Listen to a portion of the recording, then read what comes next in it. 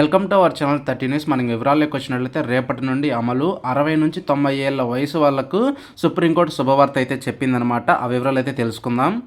అయితే మనం వివరాల్లోకి వచ్చినట్లయితే సుప్రీంకోర్టు పెన్షన్ అనేది ఒక సామాజిక సంక్షేమ చర్య అని, మరియు ఉద్యోగ గౌరవాన్ని కాపాడుకోవడానికి పదవీ విరమణ చేసిన తర్వాత ఒక ప్రత్యేకత హక్కు అని పేర్కొనిందనమాట.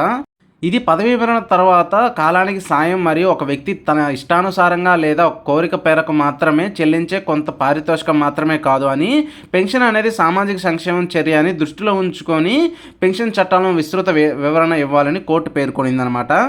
పెన్షన్కు సంబంధించిన చట్టపరమైన సమస్యలు నిర్ణయించేటప్పుడు పెన్షన్ మంజూరు చేయడానికి ప్రాథమిక కారణం సాంకేతిక కారణాలు ఆధారంగా పెన్షన్ తిరస్కరించబడుతుంటే ఉద్యోగ పెన్షన్ ప్రయోజనాలు తిరస్కరించబడకూడదని కోర్టు అభిప్రాయపడింది.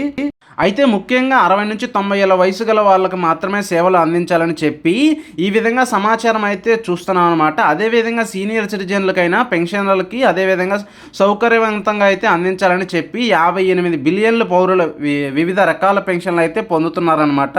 ఈ విధంగా అయితే గుడ్ న్యూస్ అయితే రావడం జరిగింది. మీకు ఈ వీడియో నచ్చితే లైక్ చేయండి, షేర్ చేయండి, మన ఛానల్ సబ్స్క్రైబ్ చేసుకోవడం మాత్రం మర్చిపోకండి. Thank you for watching.